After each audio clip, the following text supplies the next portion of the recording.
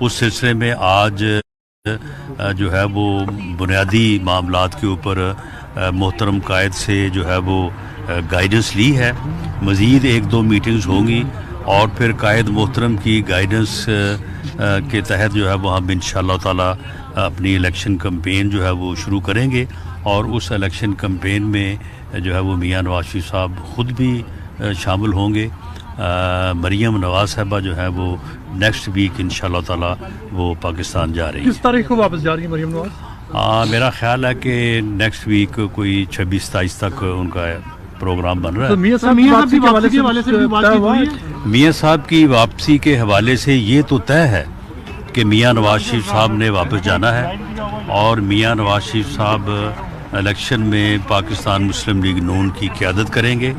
बाकी उनके जाने से मुतल्लक जो मुख्तलिफ जो है वो लीगल फॉर्मेलिटीज़ हैं उसके ऊपर बात हुई है।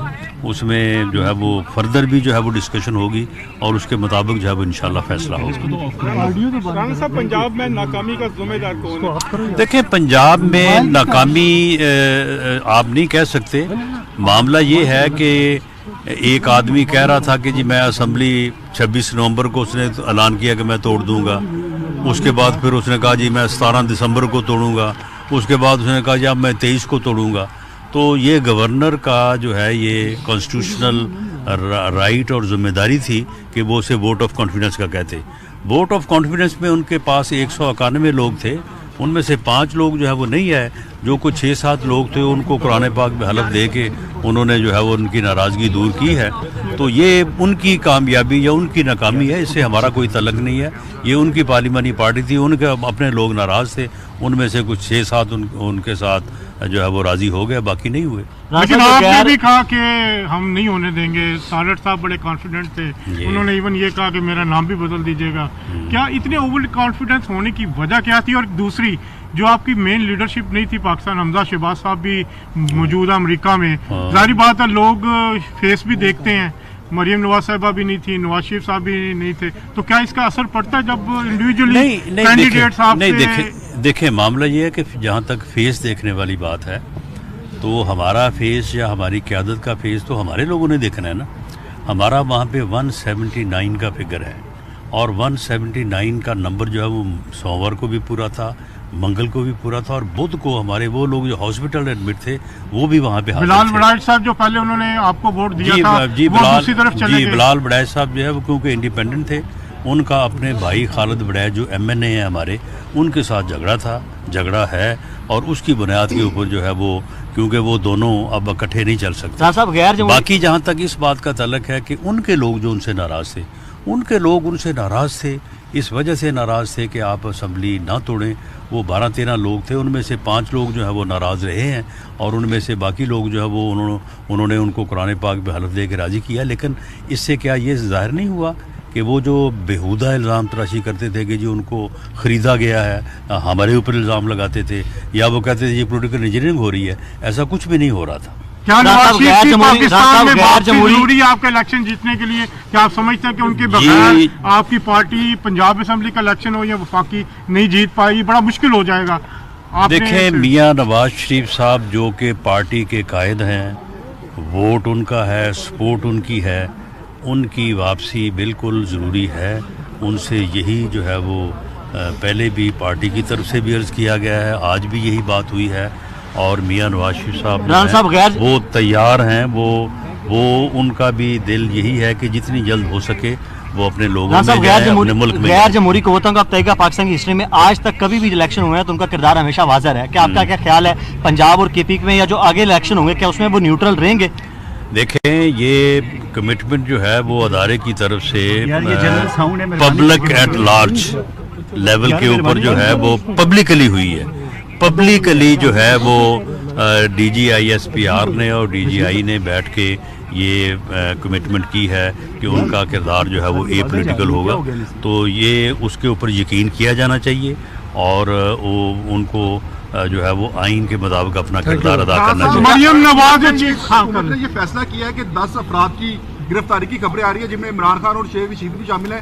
क्या वाकई हुकूमत ने ये फैसला कर लिया कि पीटीआई की जो क़यादत है उसको गिरफ्तार किया जाएगा? नहीं, ये हुकूमत का फैसला नहीं होगा। ये फैसला जो अदारे इन्वेस्टिगेशन कर रहे हैं, जो इनके काले करतूत सामने आ रहे हैं, अब इमरान खान का जो तोशा खाना में इंतहाई जो है वो घटिया किरदार सामने आया है, जो इसने वो एक प्रॉपर्टी टाइकून से कौमी ख़जाने को 50 अरब का टीका लगवा के 5 अरब रुपया कमाया है, तो ये केसेस जब इन्वेस्टिगेट हो रहे हैं, राइप अप हो रहे हैं, तो फिर उसके ऊपर जो है वो अगर ये लोगों की गिरफ्तारी बनती है तो अदारों को गिरफ्तार करना चाहिए।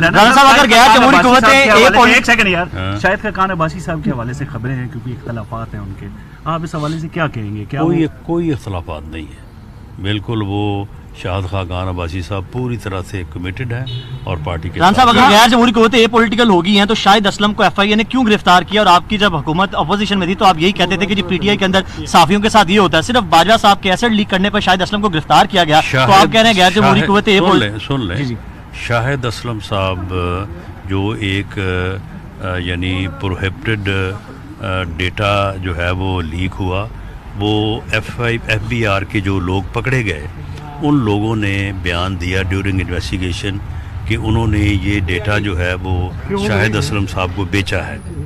उनके उस इंकशाफ की बुनियाद के ऊपर शाहिद असलम साहब को शामिल तफ्तीश किया गया, लेकिन उस तफ्तीश में उनके कानूनी हकूक़ का ख्याल रखा गया, उन्हें इज़्ज़त और एहतराम से रखा गया, उन्हें अदालत में पेश किया गया। अदालत इस बात के सही या गलत होने या गलत या सही होने का जो फैसला करेगी। उनकी गिरफ्तारी आपके इल्म में थी?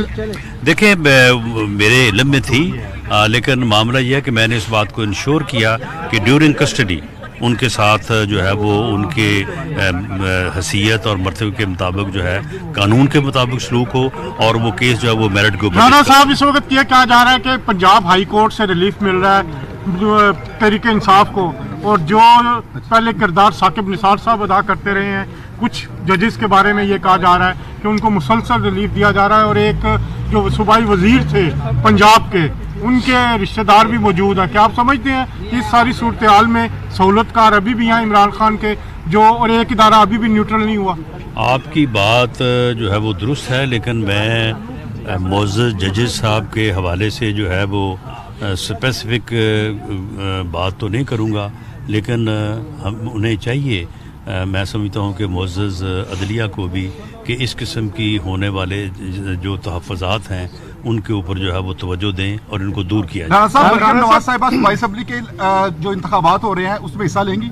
जी, न सिर्फ हिस्सा लेंगी बल्कि इंशाअल्लाह ताला वो पार्टी को लीड करेंगी। देखिए, ये फैसला तो खैर आगे जाके होगा, लेकिन इस इलेक्शन कैंपेन को जो है वो लीड करेंगी। नहीं, अभी तो कोई शेड्यूल जारी नहीं हुआ। 3 महीने में इलेक्शन होने ना सर, हो सकता 3 माह में ना हो। अभी भी आप समझते हैं कि इलेक्शन नहीं? देखें, आइन में ये दर्ज है कि 90 दिन में इलेक्शन होने चाहिए, लेकिन आइन में कुछ चीजें और भी दर्ज हैं, इसलिए अगर इलेक्शन हुए तो इंशाल्लाह ताला हम पहली खातून वज़ीर आला पंजाब मरियम नवाज हो सकती हैं। क्यों नहीं बन सकती? वो कोई डिस्क्वालीफाई क्या हुकूमत क्या ये देखिए, इस बारे में कोई पार्टी ने फैसला नहीं किया। जब पार्लिमानी पार्टी वजूद में आएगी वो इस बारे में फैसला करेगी। क्या हुकूमत ये सोच रही है कि इकोनॉमी की जो सूरत हाल है उसको सामने रखते हुए इलेक्शन को आगे, जिस तरह आपने कहा जी आइन में ये है कि 90 रोज नहीं, हुकूमत या PMLN कोई ऐसी सोच नहीं रखती और हम बिल्कुल इलेक्शन लड़ने के लिए तैयार हैं, लेकिन बाकी जो आइनी और कानूनी मामलात हैं वो जिस तरह से हैं उस तरह से हल होंगे और वो हल करना इलेक्शन कमीशन और सुप्रीम कोर्ट। क्या PMLN ने मियां नवाज शरीफ ये कहा कि हमें सुनने में आया कि कुछ रहनुमाओं के ख्याल में जो पार्टी का आइंदा इलेक्शन में कामयाबी का सेहरा उसे मियां नवाज शरीफ का वहाँ होना लाजम व मलजूम है? क्या उनसे कहा गया कि ये बात दुरुस्त है कि हमारी कलेक्टिव राय ये है कि मियां नवाज शरीफ साहब का वहाँ पे इलेक्शन के मौके पे पार्टी को लीड करना जो है वो कामयाबी के लिए ज़रूरी है। अभी तक उनके केसेस के बारे में कोई पेशरफ्त नहीं हुई। उनके जो मरियम नवाज साहबा की जो एक्विटल हुई है, 6 में से 5 पॉइंट मियां नवाज शरीफ से रिलेटेड है, उनको वो एक्विट करते हैं, लेकिन अभी तक ये चीज़ें आज भी डिस्कस हुई हैं और इंशाअल्लाह ताला इनके ऊपर जो है वो कोई बेहतर फैसला और बेहतर तरीकाकार जो है वो राणा साहब आपकी पार्टी में कुछ लोगों को इतराज़ात और सुनने में ये आ रहा है कि शायद इंट्रा इलेक्शन भी आपकी पार्टी के अंदर हो रहे हैं, इसमें कोई हकीकत है? जी, मरकजी कौंसिल का इजलास आपके इल्म में है कि वो ड्यू है, और मरकजी कौंसिल का जब इजलास होगा तो उसमें पार्टी इलेक्शन जो है वो होंगे। मियां नवाज शरीफ अगले वज़ीर आज़म के कैंडिडेट होंगे आपकी पार्टी की तरफ से? 100%। आज का जो मशावरती अमल था उसमें प्राइम मिनिस्टर साहब भी किसी तरह शरीक हुए, कोई टेलीफोनिक रब्ता या उन्हें आगाह किया गया था जो आज बातें तय हुई हैं या किया जाएगा? मेरा नहीं ख्याल कि इस बात का वो आपसे कंसर्न है।